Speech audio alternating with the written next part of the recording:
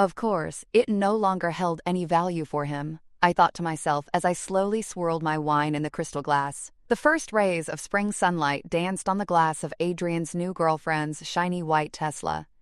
He had lifted the trunk and was carefully placing his golf clubs inside. The young woman beside him, Elisa, was spinning the keys on her fingers, feeling like a queen.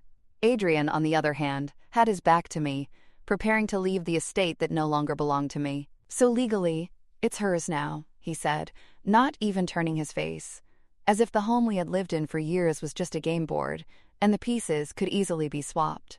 Just for $1, he added, his voice almost trembling with pleasure. I parted my lips slightly, but I didn't speak. The secret I kept hidden in the silence was stronger than all of his arrogant words. Adrian had slowly isolated me throughout our marriage.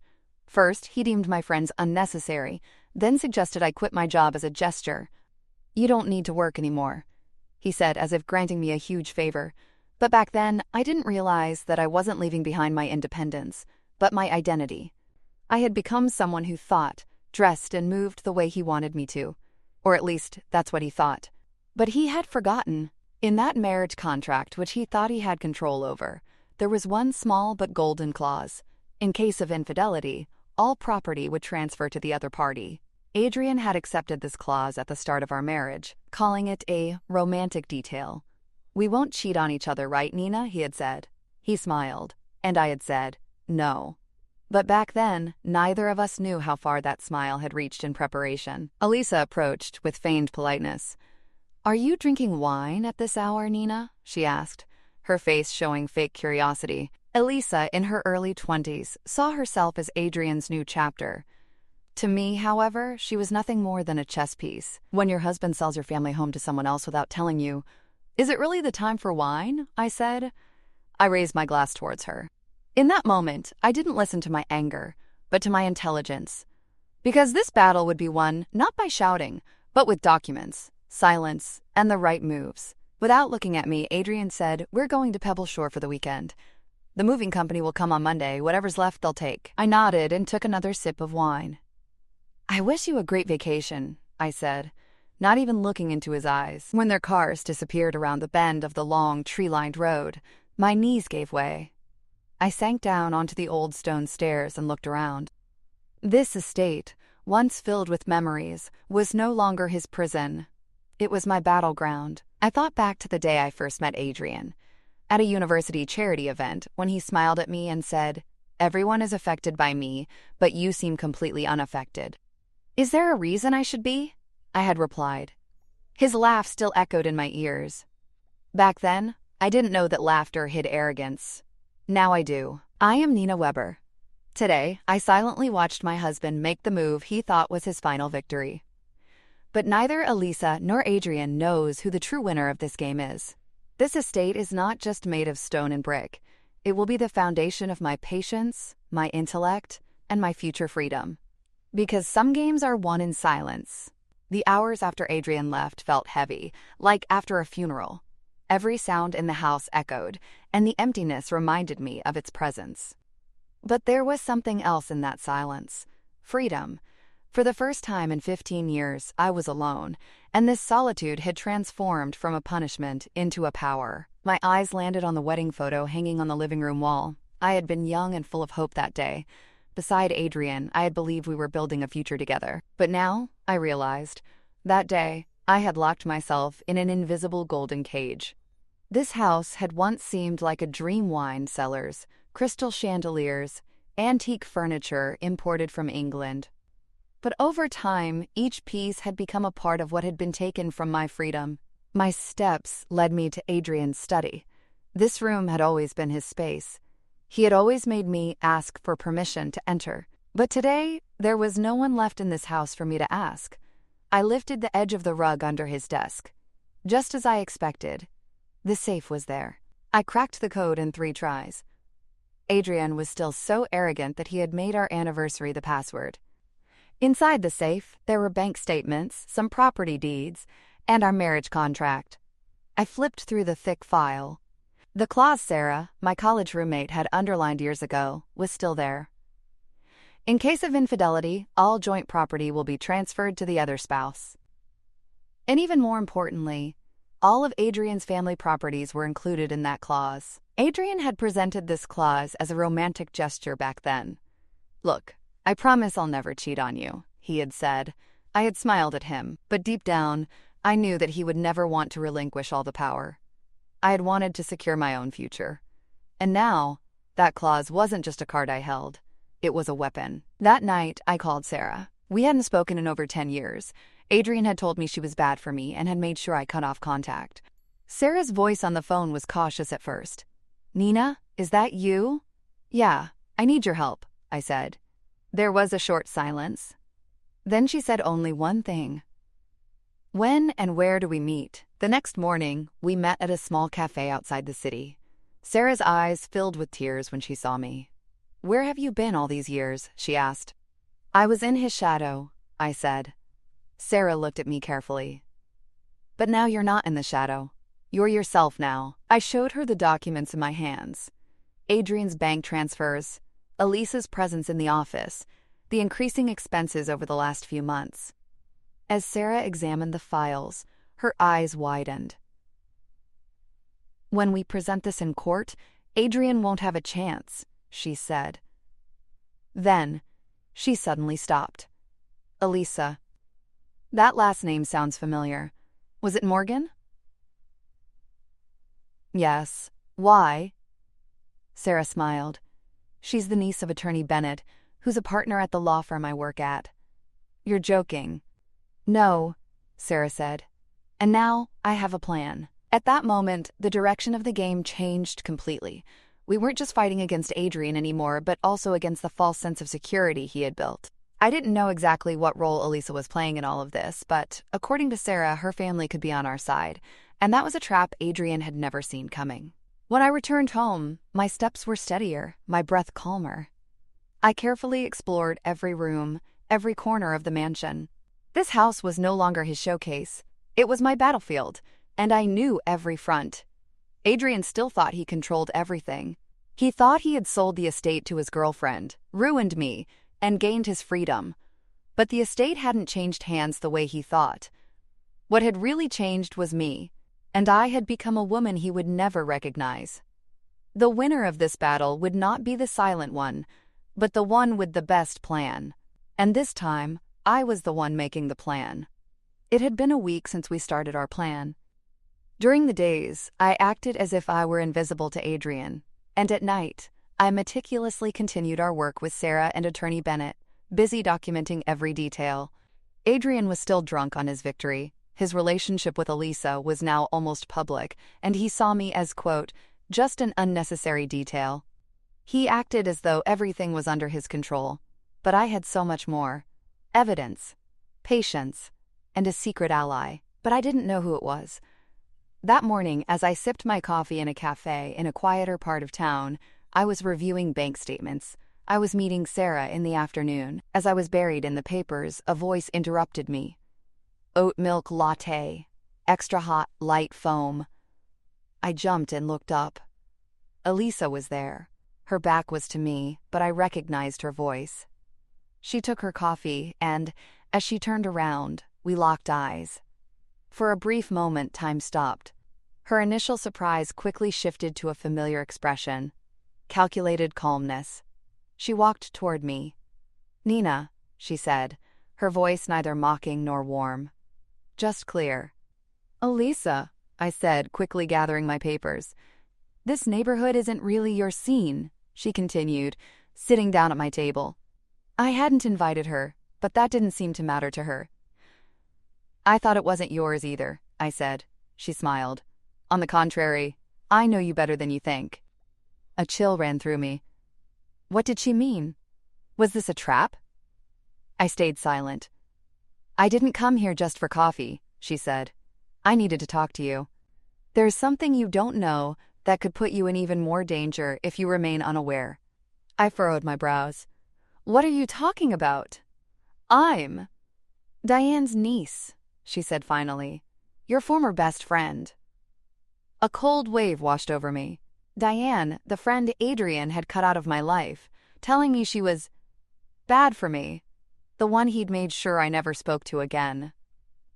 Diane? Yes, my aunt, Elisa said, and she never understood why she left you. I learned who you were from her. And who Adrian really is. The words got stuck in my throat. So this relationship, you and Rousseau, Adrian. It had been a week since we started our plan. During the days, I acted as if I were invisible to Adrian, and at night, I meticulously continued our work with Sarah and Attorney Bennett, busy documenting every detail. Adrian was still drunk on his victory. His relationship with Elisa was now almost public, and he saw me as, quote, just an unnecessary detail. He acted as though everything was under his control, but I had so much more. Evidence, patience, and a secret ally. But I didn't know who it was. That morning, as I sipped my coffee in a cafe in a quieter part of town, I was reviewing bank statements. I was meeting Sarah in the afternoon. As I was buried in the papers, a voice interrupted me. Oat milk latte, extra hot, light foam. I jumped and looked up. Elisa was there. Her back was to me, but I recognized her voice. She took her coffee, and, as she turned around, we locked eyes. For a brief moment, time stopped. Her initial surprise quickly shifted to a familiar expression. Calculated calmness. She walked toward me. "Nina," she said, her voice neither mocking nor warm, just clear. "Elisa," I said, quickly gathering my papers. "This neighborhood isn't really your scene," she continued, sitting down at my table. I hadn't invited her, but that didn't seem to matter to her. "I thought it wasn't yours either," I said. She smiled. "On the contrary, I know you better than you think." A chill ran through me. What did she mean? Was this a trap? I stayed silent. "I didn't come here just for coffee," she said. "I needed to talk to you. There's something you don't know that could put you in even more danger if you remain unaware." I furrowed my brows. "What are you talking about?" "I'm Diane's niece," she said finally. "Your former best friend." A cold wave washed over me. Diane, the friend Adrian had cut out of my life, telling me she was bad for me, the one he'd made sure I never spoke to again. "Diane?" "Yes, my aunt," Elisa said, "and she never understood why she left you. I learned who you were from her, and who Adrian really is." The words got stuck in my throat. "So this relationship, you and Adrian, it wasn't planned," Elisa said. "But as I learned, as I played the game, I played along. To protect you. To collect the documents. I recorded every conversation, every plan, every financial move." Silently, she pulled out a small USB drive from her pocket. "Everything is here. Adrian's bank transactions, property sale plans, and even worse." Her voice trembled. "Plans to completely erase you from his life." "What do you mean?" I said. My pupils dilated. "Adrian doesn't just want to leave you, Nina. If you prove infidelity in the divorce, and you can, he'll lose everything. But if you die in an accident, everything will go to him."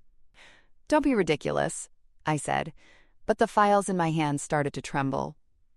"I have the proof. The money transfers he made through the dark web, rental accounts, fake identities. Andrea Bennett has reviewed everything, and she told me to protect you." Suddenly, the world seemed to tilt. My heart was about to jump out of my chest. Adrian was planning to make it look like an accident. Elisa looked me in the eyes. "You're not alone anymore, Nina. This time we won't let you be." I looked at the USB drive in my hand. A tiny object. But it might be saving a life. My life. Then why? Why are you helping me? Elisa lowered her head. "Because this isn't just your story. It's Diane's story. My father's story. Adrian destroyed our family, too. I won't be his last victim. And neither will you." My fingers trembled as I held the USB drive in my hand. Inside that tiny device lay a dark truth, hidden behind 15 years of marriage. Not just a betrayal, but much more. So much more.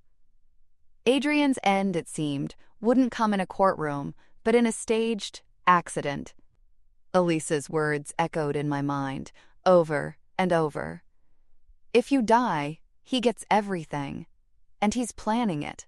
When I returned home that evening, the house was silent. Adrian was in his study, a whiskey in one hand and a phone in the other. He sat at his desk, thinking he was having business calls, but really he was arranging the order of his new life, leaving me out. "You're late," he said, not looking up from his phone.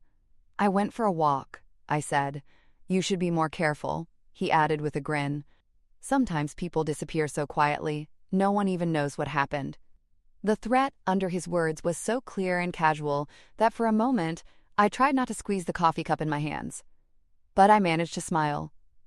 "Don't worry," I said. "I don't plan on disappearing." The fear inside me was no longer just fear. It was preparation, the patient silence of a plan being woven, step by step. The next morning, I met secretly with Elisa and Attorney Bennett. After Andrea reviewed the documents, she shook her head. "When these pieces of evidence are presented in court, it won't just reveal asset division. It will also expose Adrian's criminal intent.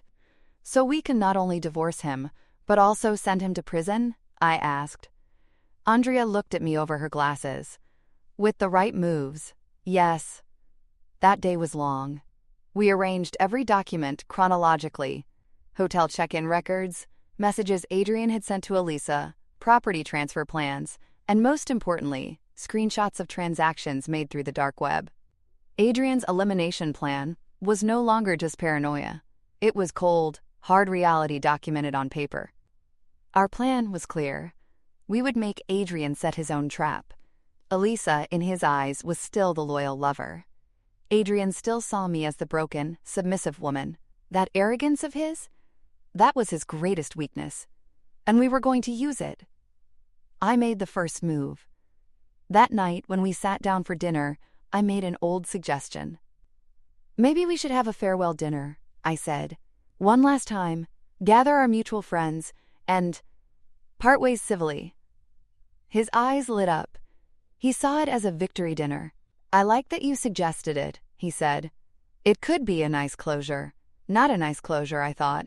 It would be the closing of all doors. I sent the invitations myself.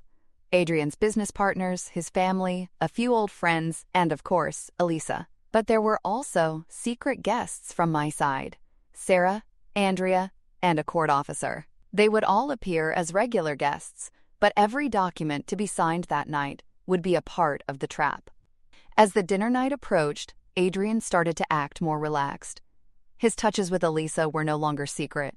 As for me, it was patronizing words and dismissive glances.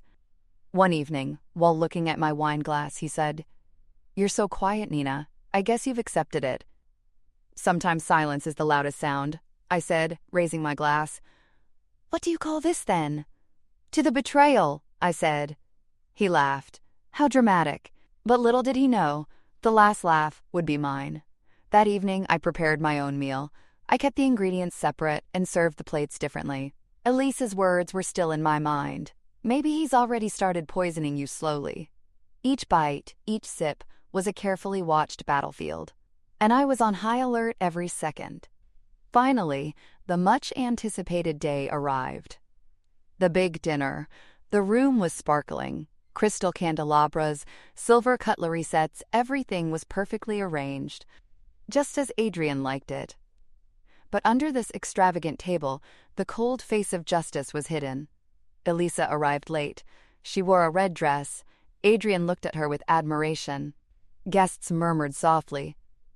"Nina, thank you for tonight," Adrian said. "You're acting like a real lady." I smiled. "I just want you to live what you deserve." Though storms raged inside me, the calmness on my face was the answer to a riddle Adrian would never solve. Nothing in this house was as it seemed anymore. Adrian had walked right into the last curtain he had set up with his own hands. And the game was just beginning. That night, the mansion's dining room was unlike any dinner party from the past. The crystal chandeliers illuminated a table that had been meticulously prepared, with silver cutlery arranged in perfect symmetry. Even the floral arrangements had been chosen to suit Adrian's taste. But what he didn't know was that every detail was not a tribute to his arrogant past, but a fitting farewell to his end. As the guests began to arrive one by one, I greeted them at the door, smiling, offering small compliments. If they knew what I was thinking, they wouldn't believe the silent storm lying beneath my calm demeanor. Adrian still believed all of this was part of his victory. When Sarah walked in, we merely locked eyes. She silently nodded. Then Andrea and the court officer all settled into their seats, acting just like regular guests. Alyssa arrived right on time, with a small envelope in hand. Her dress was elegant, but her gaze carried a cold, calculating calmness. Adrian exaggeratedly welcomed her arrival. "Elisa," he said, placing his hand on his waist, "it's an honor to have a woman like you at our table." As I placed the soup bowl on the table, one merely nodded. "Elisa is now by my side," Adrian continued, raising his glass. "The foundation of my new life, my partner in this new vision." Some guests turned their heads to look at me. At that moment, there were two kinds of people at the table: those who knew the truth, and those still watching Adrian's little theater. But the curtain was about to fall. Throughout the dinner, Adrian didn't hide his attention on Elisa. He whispered to her, laughed with her, while behaving cold and indifferent toward me. That was until Elisa quietly pulled a few documents out of her bag. "I brought the papers I mentioned," she said to him. "You can sign them now, in front of everyone." "Oh, perfect," Adrian said, taking out his fountain pen. "Let's get the formalities out of the way, shall we, Nina?" He began signing the papers. Each signature was like a seal further documenting his ignorance. The guests fell silent. The air grew heavy. Adrian, so convinced that everything was still under his control, was blind to who was playing which role and for what purpose. When he signed the final paper and put down the pen, Elisa turned her gaze to me. She slightly tilted her head and signaled me. I took a deep breath. I stood up. "Thank you, Adrian," I said. "This evening has certainly been enlightening." Adrian smiled faintly. "I hope this has been some kind of closure for you as well." "Of course," I said, "especially in light of these documents." Andrea walked over to the table and picked up the papers. "Mr. Miller," she said, her voice professional and clear, "the documents you signed tonight, in the presence of witnesses, not only reveal the transfer of assets, but also clearly show that you have violated the terms of your marriage contract." Adrian furrowed his brows. "What nonsense are you talking about?" Elisa straightened slightly. "These aren't just papers, Adrian.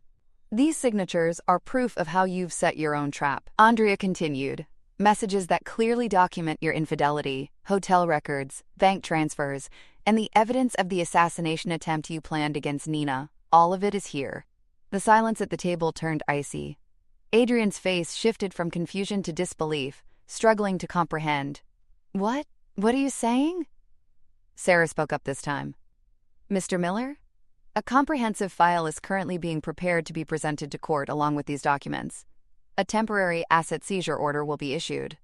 Adrian's face went pale. This is a conspiracy. Nina, you deceived me." "No, Adrian," I said, my voice calm. "I just made sure you dropped your own mask." Elisa took a small flash drive from her pocket and placed it on the table.